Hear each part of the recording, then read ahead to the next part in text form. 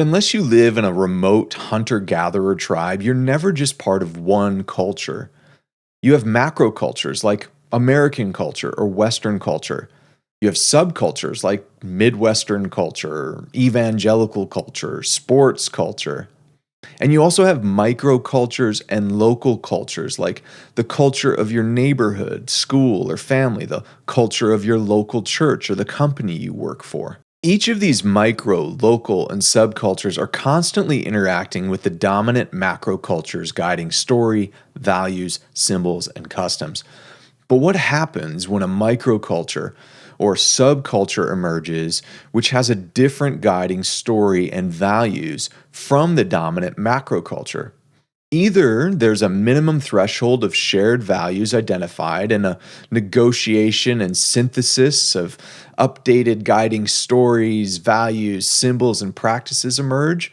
If that's the case, the macroculture may still remain as the dominant culture for that geographic location, but it has now become something slightly different than what it was. And so has the subculture, who was vying for more of a share in the broader cultural hierarchy.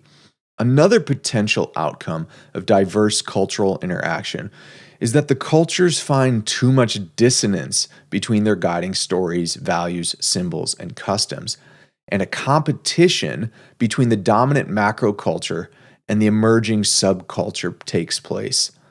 The sharper the dissonance, the more likely this competition devolves into a culture war, where synthesis and compromise no longer becomes an option for either side.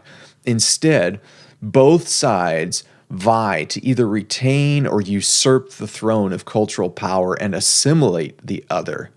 In an even worst case scenario, the hopes of even cultural assimilation come off the table and sides move towards the annihilation of the people of those cultures. This is why I take the culture war in America so seriously. It's not just political theater, it's very, very serious.